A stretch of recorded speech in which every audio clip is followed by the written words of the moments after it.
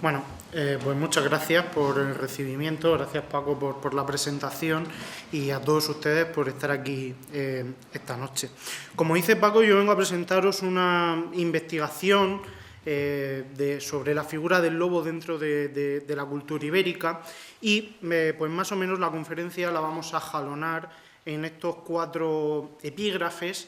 3 de ellos van a ser introductorios y el cuarto vamos a ver que va a ser la gran parte de la conferencia, ¿vale? Para aquellos que no sepan quiénes son los íberos, también haremos una pequeña introducción a su cronología, a qué es su cultura y qué la caracteriza, ¿vale? Empezando lo primero de todo por una foto mía. Yo he venido aquí a hablar de mi libro y me gusta siempre que doy esta conferencia poner esa foto de cuando yo tendría 8 o 9 años, porque es un poco el momento en el que nace mi interés por el lobo ibérico y por el resto de la fauna ibérica, porque en mi casa mi padre ha sido, bueno, mis padres en general han sido unas personas que nos han inculcado esos valores hacia la naturaleza y hacia el cuidado de la misma, y a través de Félix Rodríguez de la Fuente, que también los citaré en alguna ocasión a través de la conferencia, pues nos imbuyeron de todo un espíritu que nos hizo querer saber más sobre estos animales. Así que tan pronto cuando entré a la universidad y me encargaron mi primer trabajo de investigación, realicé no lo leerán ustedes ahí, pero bueno, un pequeño trabajo sobre la figura del lobo en la cultura ibérica dentro de la región de Murcia, que es el lugar en el que yo estudié.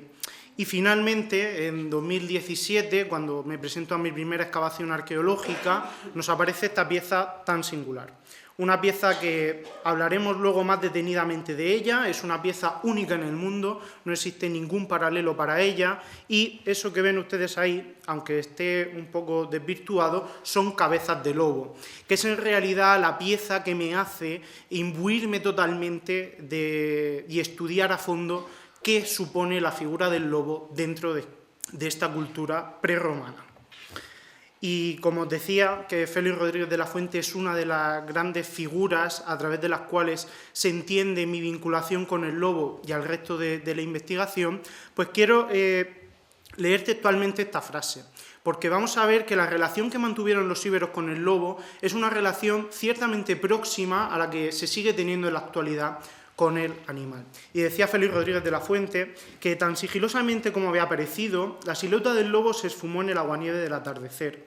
Y yo le pedí a Dios de todo corazón que el animal de doble porte y ojos claros no pasara por la línea de escopetas, aunque hubiera sido él el causante de la matanza de carneros, porque estaba seguro, con esa fe indestructible de la infancia, que una criatura con aquella faz no podía ser mala. La nobleza, la serenidad y la gallardía emanaban de la manera más conquistadora del rostro del perseguido carnicero. Detengámonos un segundo en la palabra carnicero. La palabra carnicero va a ser fundamental para el estudio del lobo en el mundo ibérico.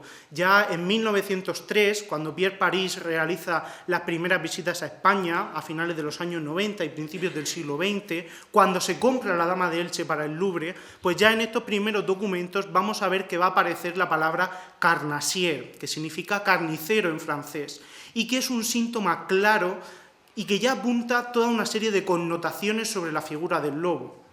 Lo veremos ahora después. Aquella tarde fría del mes de diciembre decidí que todo cuanto me habían contado del lobo era falso. El lobo no podía ser un traidor. El lobo no podía ser cruel por puro capricho. Si el lobo mataba, sería porque necesitaba carne para sobrevivir. Y al fin y al cabo, el hombre no tenía derecho a erigirse el dueño supremo de la carne, de la vida y de la muerte. En este pequeño fragmento ya se puede atisbar una relación dicotómica con la figura del lobo. Por un lado vamos a tener a un animal que es admirado por sus capacidades, sobre todo de cazador, como un cazador perfecto, y por otro lado un animal temido, con una gran capacidad de hacer daño a una sociedad agropecuaria. Y es que en estos mismos volúmenes, que aparte de la serie audiovisual del Hombre y la Tierra, también se publican una serie de pequeños cuadernillos de campo sobre cada uno de los animales, vemos cómo en torno al 25% de la alimentación del lobo es un ganado doméstico. Y esto hace que la figura del lobo entre en un constante choque con la relación con el humano. Pero en esta relación, y lo que les decía antes, el lobo va a ser admirado sobre todo por su capacidad de caza en todas las culturas antiguas. Una capacidad de caza que ellos veían en un animal perfecto, un animal que podía cazar de manera organizada. Aquí lo vemos perfectamente, ¿no? Cómo primero persiguen a la presa, aíslan a la pieza que van a cazar y luego en una completa jerarquía dentro de la manada atacan a esa pieza hasta darle caza.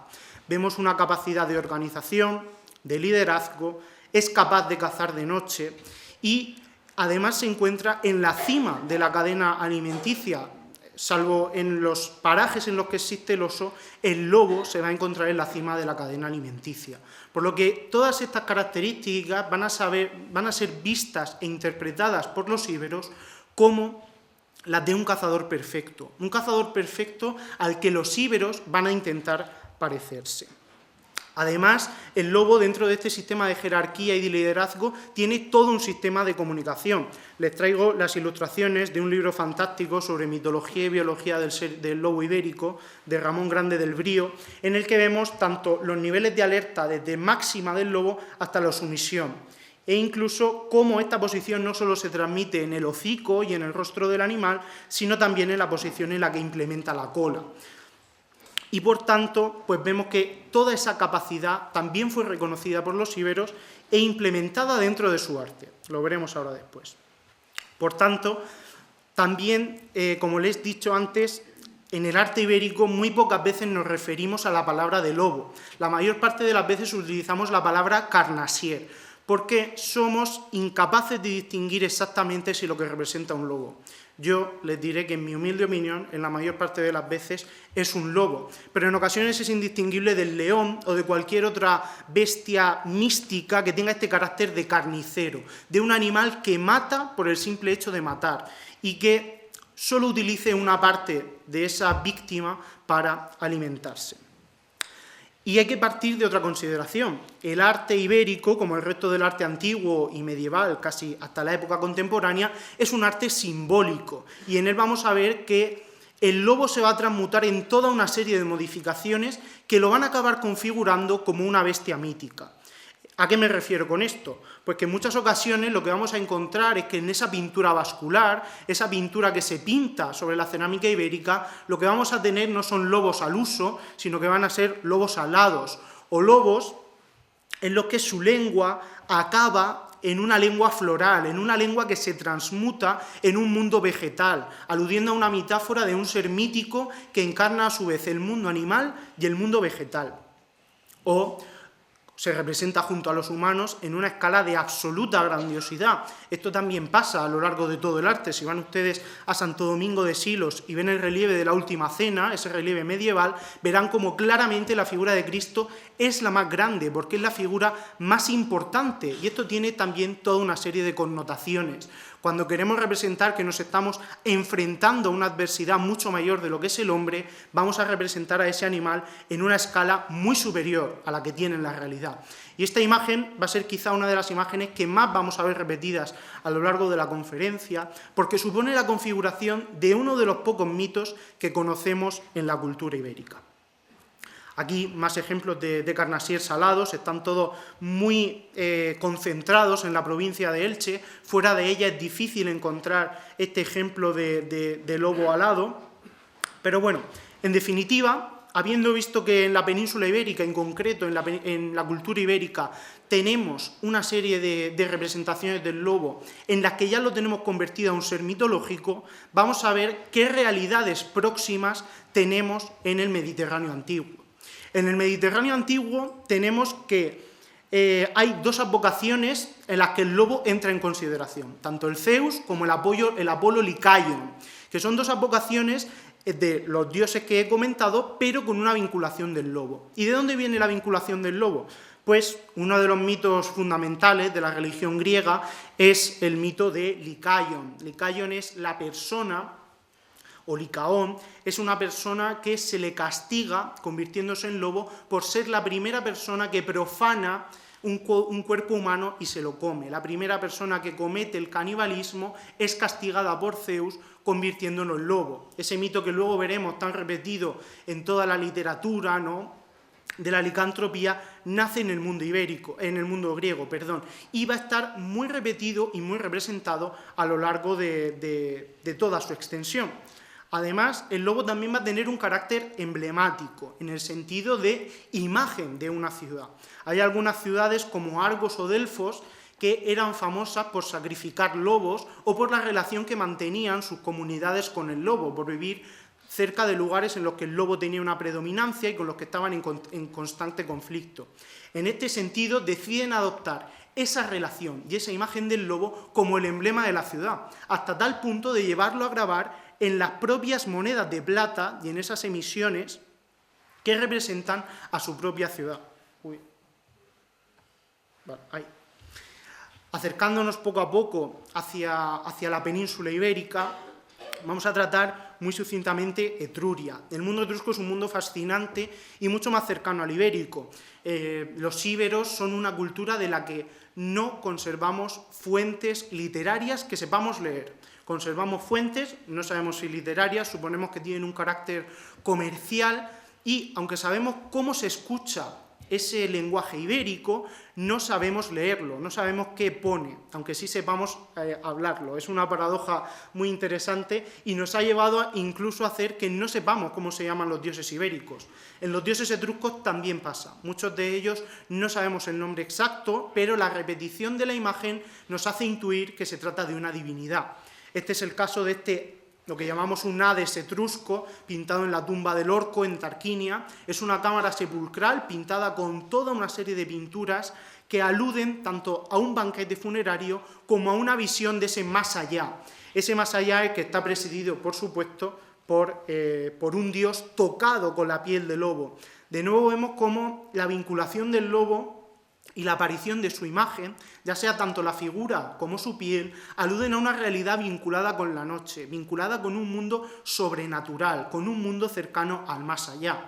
Y esto queda constatado también en un culto que se llama Irpis Oriani, que los etruscos cultivaron y realizaron, en el que vemos cómo toda una serie de figuras humanas tocadas con la piel del lobo hacen casi una performance, ¿no?, de salir del suelo como si fuesen bestias que han conseguido escapar del inframundo, o el mismísimo dios del inframundo que ha conseguido escapar, y esta bestia o dios es intercedido por los humanos para hacerle regresar al infierno. Lo vamos a ver representado tanto en sarcófagos o en relieves y en vasos en bronce. Les recomiendo que si tienen pensado ir a Roma, pasen por el Museo Nacional Etrusco de Villa Giulia, en el que van a encontrar muchos de estos ejemplos y en los que van a ver que las concomitancias que hay entre la cultura ibérica y etrusca son mucho más grandes de las que nos podemos llegar a pensar.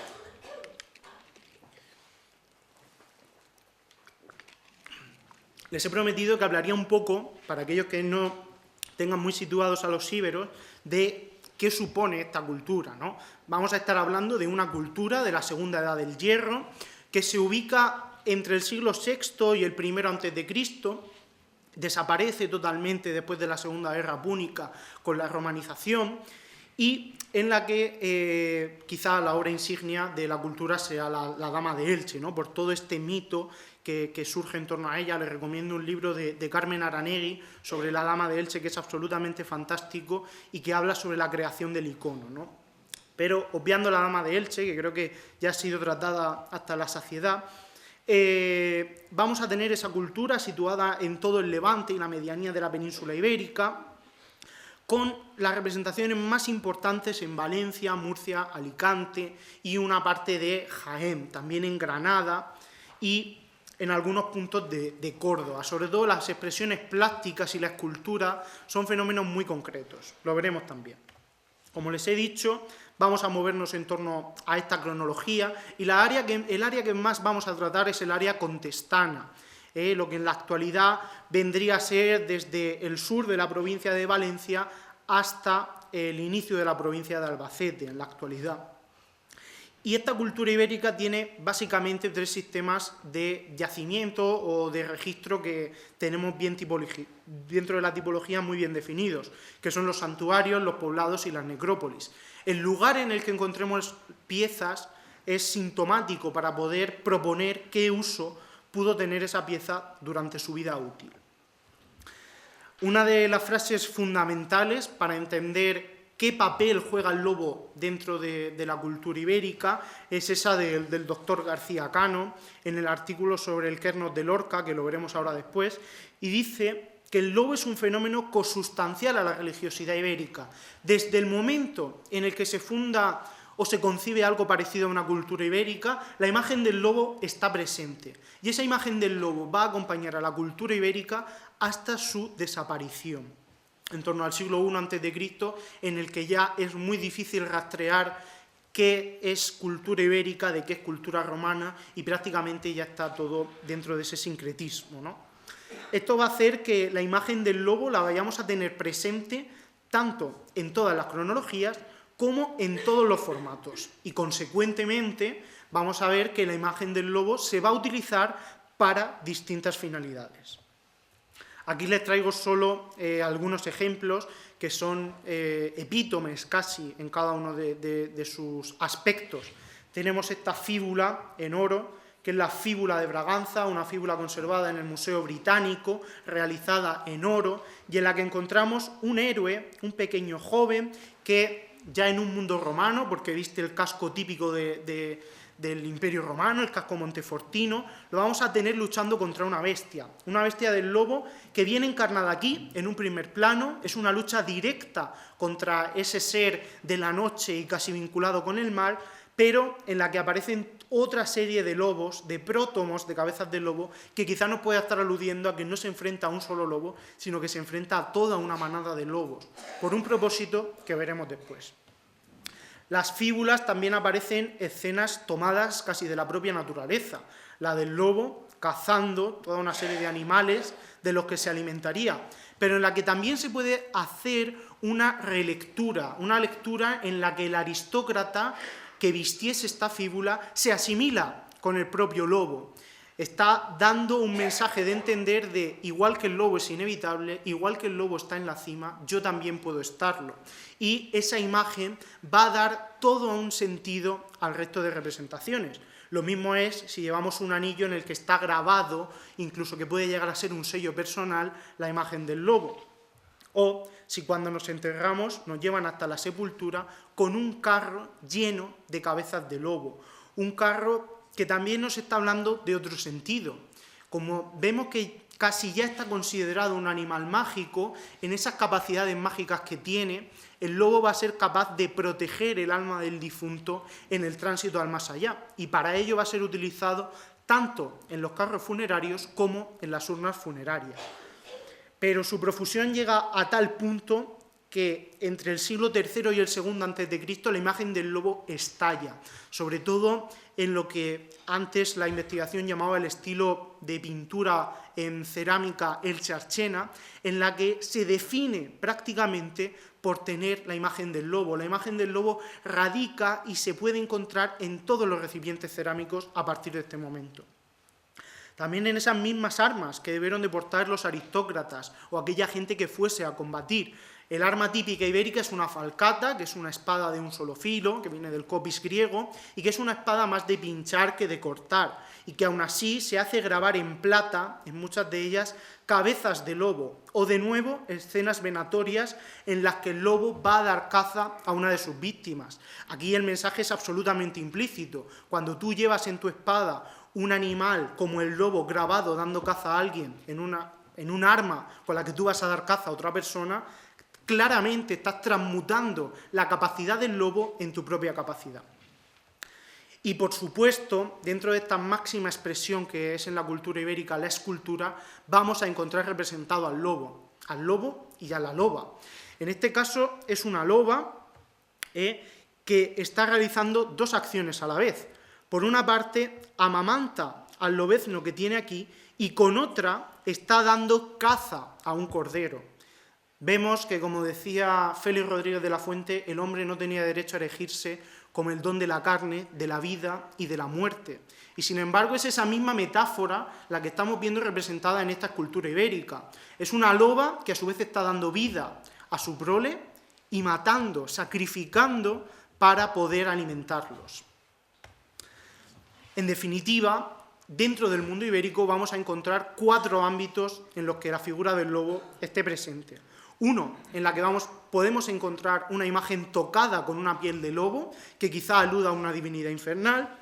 Otra, utilizada en los rituales de paso como una bestia a la que vencer. Quizá no de manera real, no tendrías que irte a cazar un lobo y volver con su piel para convertirte en adulto, pero sí puede existir algún rito cercano también a un ritual performativo, en el que de alguna manera dieses caza a alguien disfrazado de lobo con estas pieles.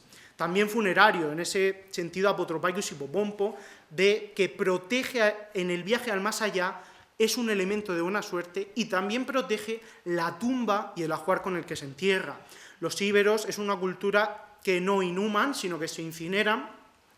En realidad, técnicamente se creman porque muy difícilmente llegan a los 1000 grados y no todo el cuerpo es reducido a cenizas. La mayor parte del cuerpo sí, pero siempre nos van a quedar fragmentos de huesos. Y también emblemático. Va a ser utilizado, aunque este sea quizá el uso más controvertido, como imágenes de linaje, de una élite, de una familia o de una ciudad. Lo veremos. Dentro del ritual de paso tenemos imágenes que son difíciles de leer, porque puesto que son imágenes vestidas con una piel de lobo, vamos a encontrar la dualidad de que puede ser tanto esa divinidad infernal que hemos visto en el mundo etrusco, que suelen ser hombres o mujeres tocados con la piel de lobo. Aquí lo vemos, no sé si se aprecia bien, pero encontramos una figura femenina alada que en vez de manos tiene cabezas de lobo en sus 2 manos. Debajo un braserillo que nos está remitiendo a un ambiente sacro y aves que quizá pudiesen entroncar de manera directa con algún sacrificio realizado. Y no solo la figura lleva lobos en sus manos, sino que toda una serie de bestias de carácter lobuno se reúnen en torno a ella. Por ello ha hecho que generalmente se interprete como una diosa de los lobos, la diosa de Umbría de Salchite. Algo parecido sucede en esta pátera de plata, la pátera de Perotito, en la que en su umbo central encontramos a un hombre tocado con la piel de lobo, pero rodeado de toda una iconografía tónica, de toda una iconografía funeraria. Desde luego es un objeto importado de Grecia, al que aquí le daríamos otra relectura, pero tenemos un círculo lleno de erotes y otro de centauros. Y otro de centauros, que están entroncando y ligando de manera directa a ese sentido funerario, en ese carácter del viaje al más allá. Por eso también puede estar representando el momento en el que el lobo engulle al difunto y va a pasar a transportarlo a la otra vida.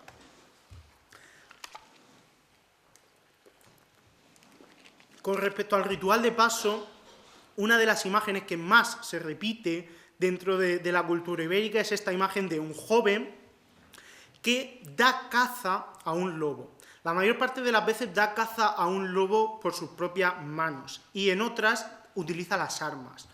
La vamos a encontrar representada desde el siglo V, que es un caso que vamos a analizar con un poquito más de detalle, que es el santuario del Pajarillo, en Huelma, Jaén, o en el siglo II a.C., en Alcudia, en Elche, en este vaso del héroe.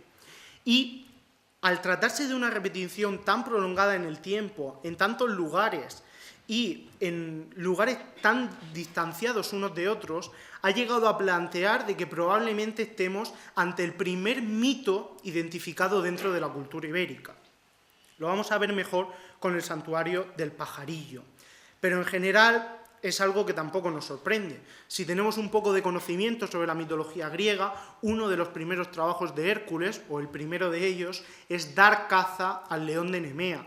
Un león al que abate con sus propias manos, porque su piel es impenetrable a ningún arma, y que justo después despelleja para llevar la leonté, para llevar esa piel del león como su símbolo de haber vencido algo que está más allá casi del raciocinio humano, que es en realidad lo que vemos en esta batalla. Esta batalla es casi un emblema o una metáfora de cómo el hombre es capaz de imponerse al ser más majestuoso y más peligroso que encontraban dentro de la naturaleza.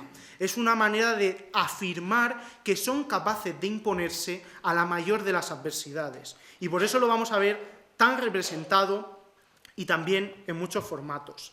Además, siempre vamos a ver cómo se intenta luchar contra él en el foco de la vida, en lo que es la boca, el lugar en el que si le cortan la cabeza o si le cortas el hocico va a fallecer. Y no solo se enfrentan contra lobos en la cultura ibérica, dentro de las representaciones vamos a ver que también se enfrentan con este mismo método a otra serie de bestias sobrenaturales, como pueden ser los grifos.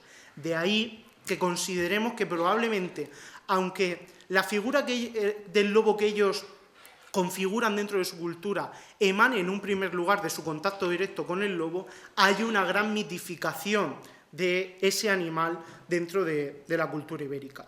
Como les decía, la primera monumentalización del mito se da en el santuario del Pajarillo, en Huelma, Jaén, que da lugar a...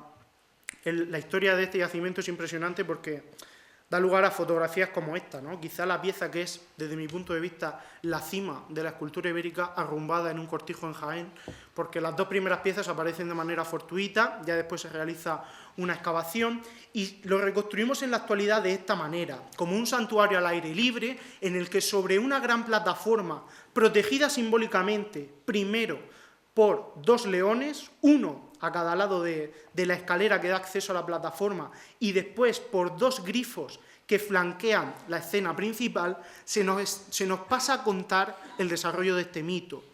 No solo el desarrollo y ni siquiera la escena cumbre del mismo, sino que solo se nos cuenta una parte parcial, una parte que, como les digo, ni siquiera es la álgida, pero no hace falta representar el momento en el que el hombre está matando al lobo, el momento en el que le está dando caza, porque todo el mundo conoce el mito.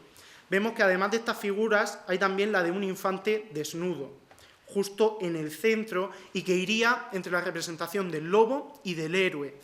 En este sentido, lo que se ha leído generalmente es que el mito podría ser algo parecido a que de la aldea desaparece un niño, ese niño ha sido sustraído por un lobo, y ante el peligro de que el lobo vaya a devorar al niño, un héroe, un joven del pueblo, le planta cara a la bestia, una bestia que, como hemos visto antes, es de un tamaño mucho mayor al del hombre, y aún así es capaz de matarlo, es capaz de darle caza y a convertirse casi en un líder de la estirpe, en algo que va a fundamentar y que va a calar hondo dentro de la propia cultura ibérica y va a ser contado casi como un relato homérico, que se va a esparcir por todo el desarrollo de la cultura ibérica. Como ven, no está representando el momento en el que con ese arma, con esa falcata, está pinchando o dando muerte al lobo, sino el momento en el que va a desenvainar el arma. Y creo que esa elegancia, esa sutileza por el detalle en el que se elige la representación, a mí me parece que la Dama de Elche está muy bien, pero no hay nada comparado con la delicadeza de este conjunto escultórico. Además, se dice que el lobo, dentro de este territorio de Iltiraca, de Jaén, juega un papel fundamental porque en las emisiones monetales también se está representando lo que se ha leído como el momento de este mito. Generalmente esta moneda de Iltiraca se ha leído como el lobo dando caza al joven. Sin embargo, yo creo que claramente se pueden ver los cuartos traseros del lobezno y lo que está representando es una escena de la cotidianidad. Una escena de la cotidianidad en la que quizá el héroe también se puede ver interpretado, ¿no? Quizá es el mismo relato, pero transmutándose el aristócrata en el lobo y salvando a su propia estirpe, que es quizá lo que pueda estar representando esta moneda, ¿no? El que no represente esa parte del mito no implica que no pueda ser leída dentro de ese marco.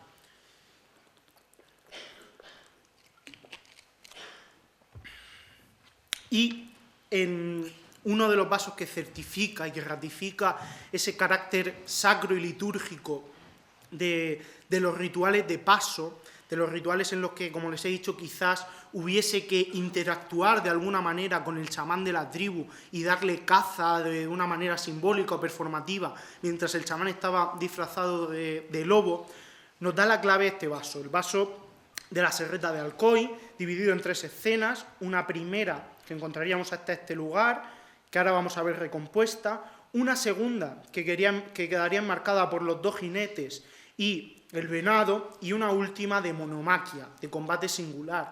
Es casi pasar por los 3 estadios antes de convertirse en un adulto. El primero de ellos sería el dar caza a ese animal, ¿no? Ya sea de manera ritual o simbólica, a un animal salvaje como lo puede ser el lobo.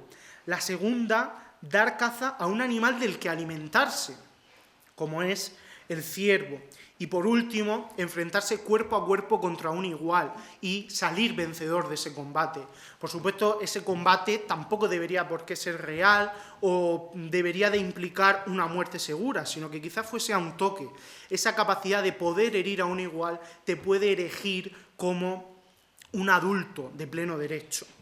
Y sabemos que se trata de una imagen litúrgica o de una imagen que nos está representando un ciclo de imágenes por la primera de ellas. Esta figura que queda aislada y que da inicio al ciclo es una tañedora de aulos. El aulos es esa flauta doble propia del mundo griego que se utiliza en todos los ritos y que nos habla de que estamos en un ambiente ritualizado, en un ambiente que probablemente no sea fidedigno a la realidad y que estemos viendo parte de algún rito que se pudiese llevar a cabo.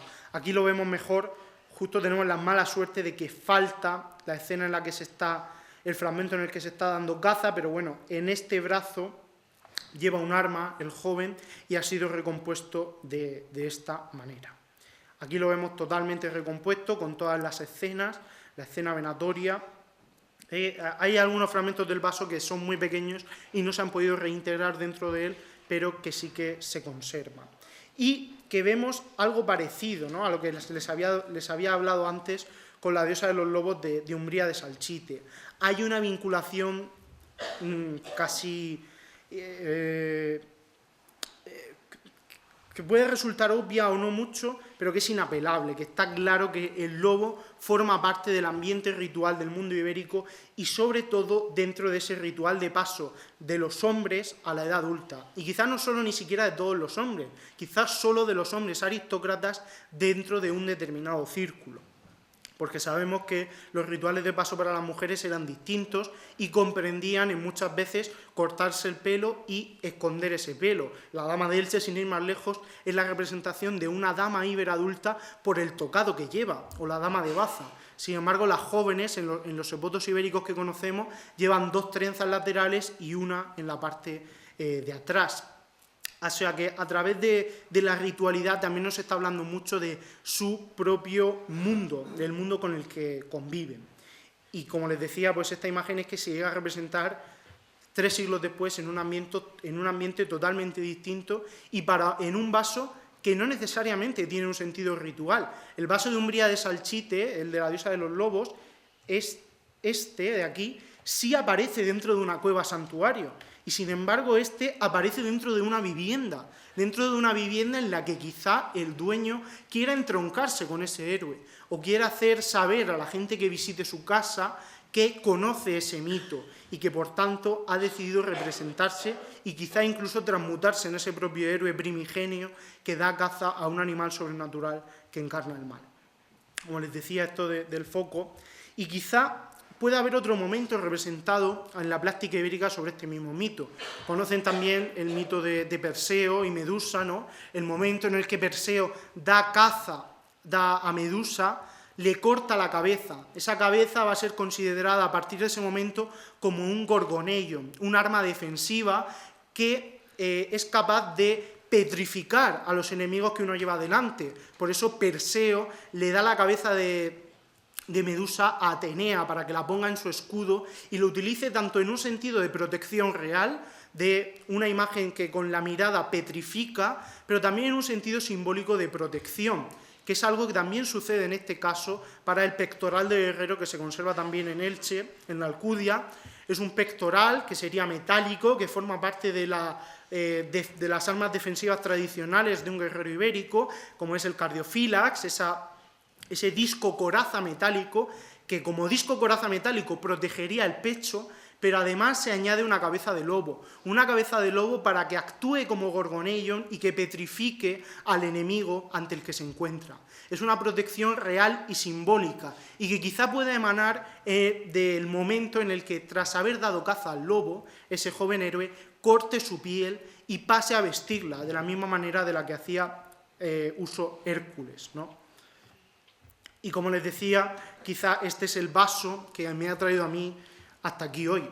En 2017, cuando empezábamos las excavaciones, o se retomaban las excavaciones en el poblado ibérico de Coimbra del Barranco Ancho, en Jumilla, aparecía tan solo uno de estos fragmentos, justo en el acceso de entrada al poblado, pero a unos 1,5 metros sobre el nivel de uso, sobre el pavimento. 2 años después seguíamos excavando en ese mismo sector y aparece el resto del vaso. Y es el momento en el que conseguimos recomponer cuál es el perfil completo del vaso, cuál es el aspecto que hubo de tener, y nos damos cuenta que nos encontramos ante un vaso singular ibérico, un vaso del que solo existe este ejemplar.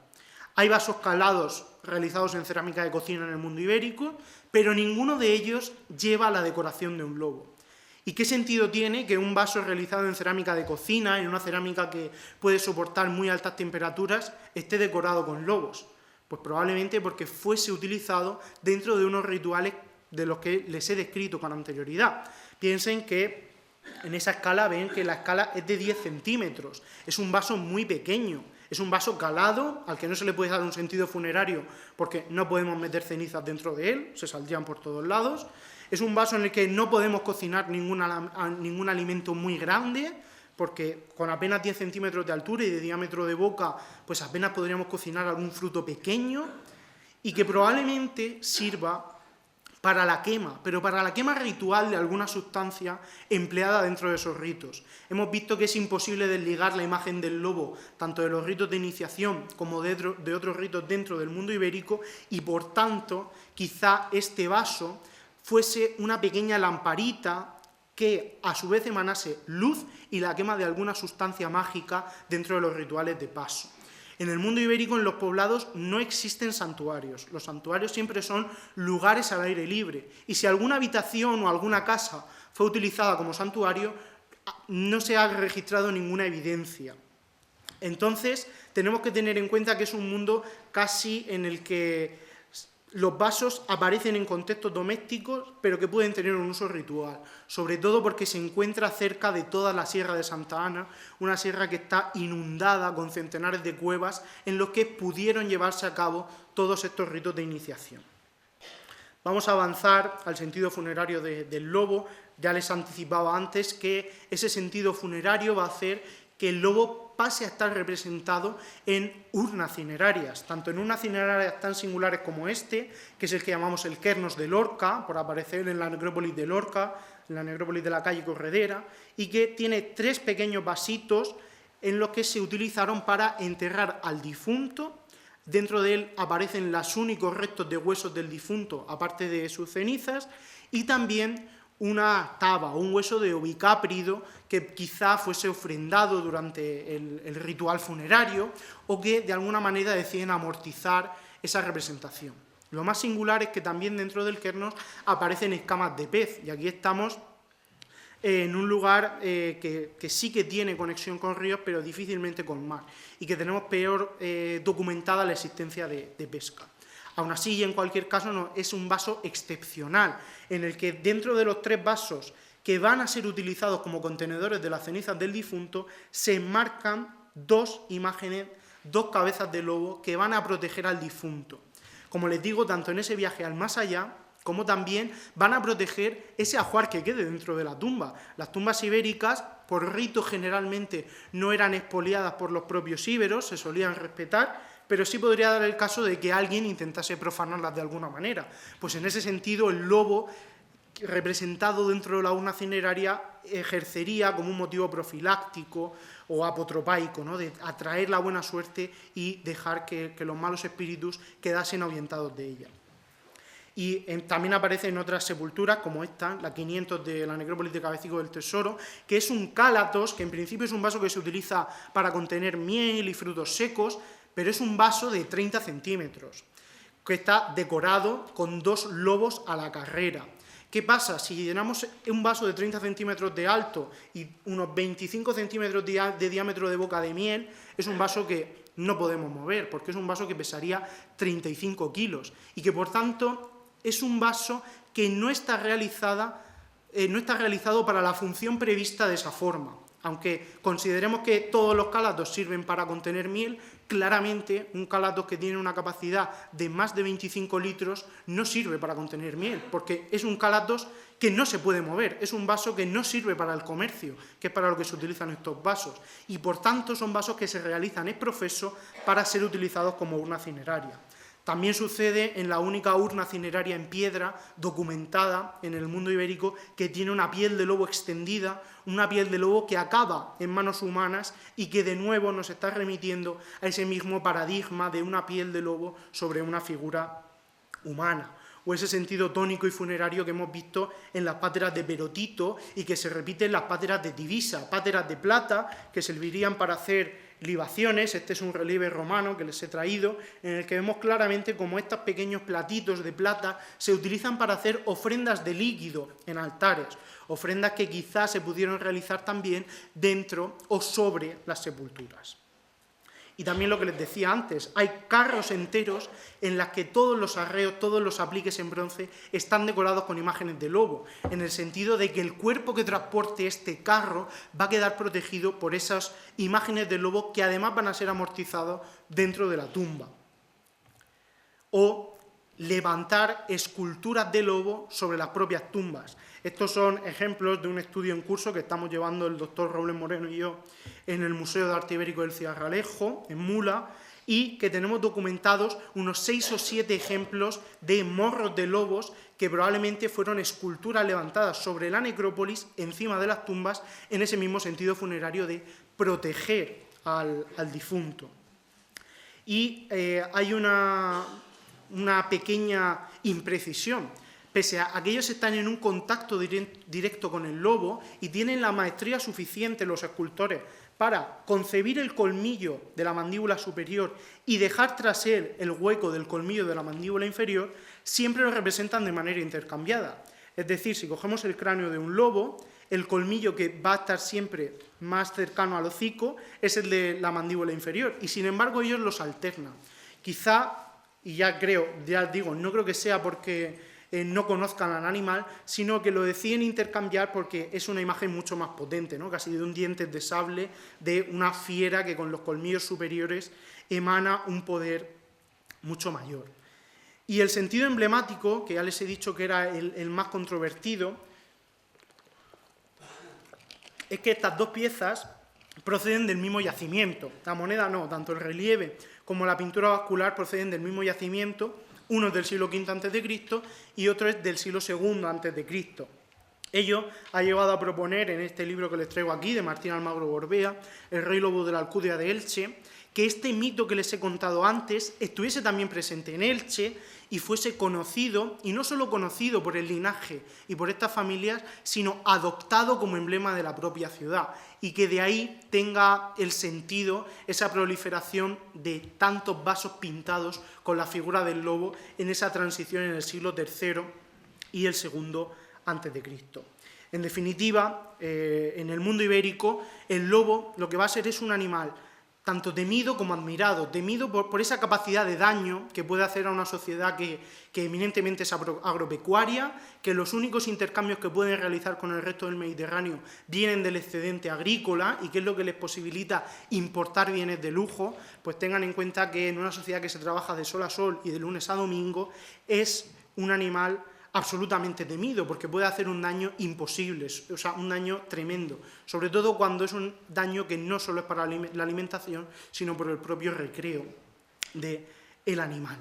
Y en el segundo lugar, lo que les decía de esa imagen de cazador perfecto, es identificada por las élites ibéricas y adoptan esta imagen tanto para sus ritos como para sus armas, para que de alguna manera ellos mismos sean el lobo y el lobo, como animal totémico, les proteja en todas y cada una de sus acciones, tanto en la guerra como en lo que yo llamé en el artículo los cambios de estado. Digamos que aparece claramente vinculado al momento en el que se pasa de la infancia a la edad adulta o de la adolescencia a la edad adulta, un cambio de paradigma en la configuración interior del ser, y un segundo momento, el segundo en el que se pasa de la vida terrena a la vida ultraterrenal. Y se repite siempre en esos dos cambios de estado, ¿no? Dos cambios que, sin duda por los íberos, fueron interpretados como momentos, algo parecido como a nuestra comunión, ¿no? En el momento en el que se toma la comunión, tu configuración interior cambia de alguna manera con respecto al sistema de creencias cristiano, pues podría ser algo así, el momento en el que el lobo va a proteger esos dos cambios de estado dentro de la vida de los íberos y sobre todo de los varones. Bueno, pues eso es todo, espero que hayan disfrutado. Muchas gracias.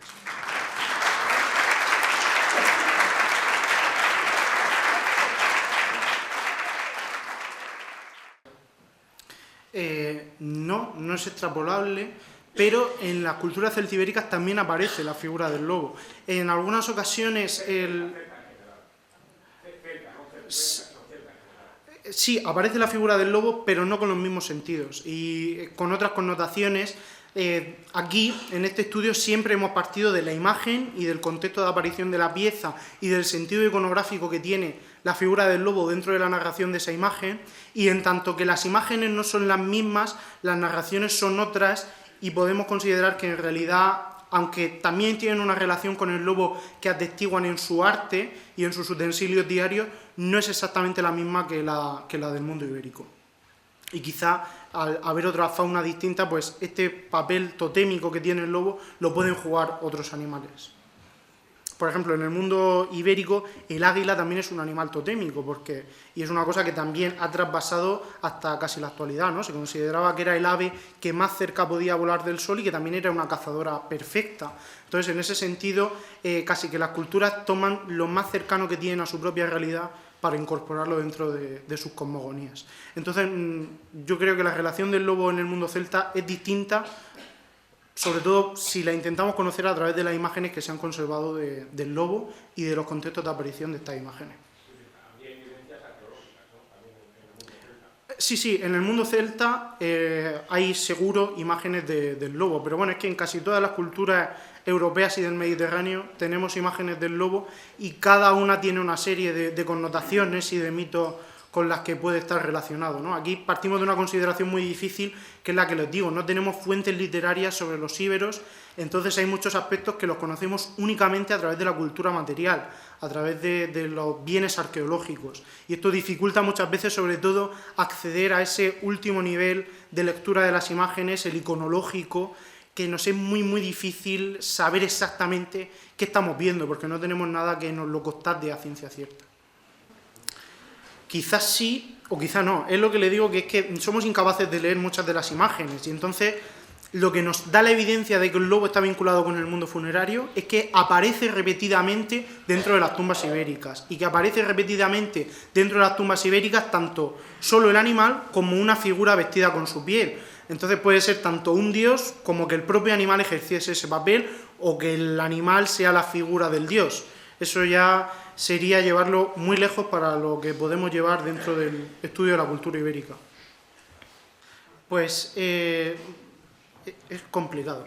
El idioma ibérico en realidad son como varios dialectos, ¿no? Y uno es el greco-ibérico, que se escribe con letras griegas que se adaptan a los sonidos ibéricos. Entonces, a través, sobre todo, de las monedas, que sabemos el lugar de la ciudad en el que se encontraron, por ejemplo, Iltiraca, les he traído antes esa moneda del lobo de Iltiraca, pues conseguimos leer que lo que pone en la moneda... Ay, ¿me la he pasado otra vez? Aquí. Estos signos de aquí abajo son Iltiraca, ¿vale? Y como pone Iltiraca ahí y fue encontrada en Úbeda la Vieja, que a través de fuentes romanas sabemos que se llama Iltiraca, y cuando aparecen pues 100 monedas en las que pone el mismo signo, pues a través de a través del equivalente entre la grafía griega y su adaptación ibérica, sabemos que en realidad es un semisilabario, ni siquiera es un alfabeto. Hay signos que son una vocal, que puede ser ta, ka, ba, ta o il, y otros que solo corresponden con una letra. Entonces, pues en esa evidencia entre la pieza arqueológica repetida del mismo nombre, de un mismo yacimiento, que conocemos el nombre del yacimiento en fuentes romanas, fue capaz, esto lo hizo Manuel Gómez Moreno en los años 50 o 40 del siglo pasado, y fue una absoluta revolución. Entonces sabemos que aquí lo que pone es Iltiraca, y que es Úbeda la Vieja, pero en realidad no sabemos qué significa, no sabemos si dice la ciudad de los grandes poderes y los grandes dones, no lo sabemos. ¿Está cerca de descifrar la lengua o no? Pues esto es como todo, no lo sé. La arqueología es la ciencia del no dato. Es igual de válido el dato que el no dato. Entonces, mientras estamos aquí, a lo mejor está apareciendo una piedra roseta que tenga griego, greco-ibérico y latín, y nos pueda permitir descifrarlo. De momento se han hecho muchos avances, y de hecho la escuela catalana ha conseguido leer incluso nombres de divinidades, incluso algunas estelas funerarias en las que se ha conseguido más o menos ver la edad a la que muere el difunto. Pero es una cosa que la llevamos arrastrando casi un siglo y en la que nos cuesta avanzar bastante. Pero ya les digo que la escuela catalana está trabajando mucho y muy bien en ello y va camino de al menos descifrar algunos nombres que significan, porque, pues, por ejemplo, hay muchas palabras que acaban en aca y eso debe de significar algo, ¿no? Esa repetición no sabemos si viene de un numeral pero bueno, sí, en definitiva puede resolverse mañana o puede que pasen 200 años más y no lo sepamos. Yo es que soy arqueólogo y entonces creo en la botella, yo creo en los objetos, es decir, no desprestigio ni doy menos valor a la inteligencia artificial, que seguro que en el campo de la arqueología podrá aportar grandes avances, supongo, no lo sé, ya le digo que no tengo ni idea de inteligencia artificial, pero yo como arqueólogo es que solo creo que ese vaso se hizo hace 2500 años y ha llegado a la actualidad. Y si se lo sabemos interpretar bien, podremos leer la cultura ibérica. Yo no lo sé, no creo porque, ya le digo, haría falta algo más que los datos que tenemos en la actualidad y de los datos que le podemos dar a una máquina para descifrar el idioma. Creo. Tampoco soy epigrafista ibérico, pero creo que no. ¿Ibérica? Ibérica, con el cambio al cristianismo, cambia totalmente el concepto del lobo. El lobo es un animal sagrado anteriormente y se convierte con el cristianismo en un animal, varias gente que hemos estado aquí, lo escuchamos. ¿Hay restos arqueológicos que colaboren en eso? Pues imagino que en realidad esa afirmación es fruto de una interpretación de varias fuentes. Yo ya le digo que de cristianismo no sé nada, entonces no sabría decirte con exactitud esto, pero me suena haberlo leído tanto en el libro que les he mencionado antes, de Grande del Brío, como el de un naturalista de Alicante, ahí no recuerdo el libro, lo publicó la Universidad de Alicante hace 4 o 5 años, y habla sobre el fenómeno antropológico del lobo en la sociedad actual, pero también remontándose a algunos ejemplos anteriores. Y sí me suena haber leído esto, pero ya le digo que no soy especialista en ese periodo y por tanto no le puedo responder su pregunta. Creo haberlo escuchado, pero no podría afirmarle ni denegarle. Bueno, además, sabemos que has publicado en castellano, si estaban abiertos en internet para que la gente pudiese consultarlos. Todos mis artículos están abiertos en internet. Si ustedes ponen mi nombre, les saldrá tanto Dialnet como academia.edu o otras páginas en las que sale toda mi investigación publicada, y sobre todo en mi investigación con el lobo, ya les decía que venía con este vaso que está publicado en este artículo que se llama Un nuevo vaso singular de Coimbra del Barranco Ancho, Jumilla, Murcia, lobos y rituales en el mundo ibérico. Esa es la parte en la que mejor publicada está mi investigación en torno al lobo en la cultura ibérica. Muy bueno, pues José, muchísimas gracias A vosotros. por tu conferencia.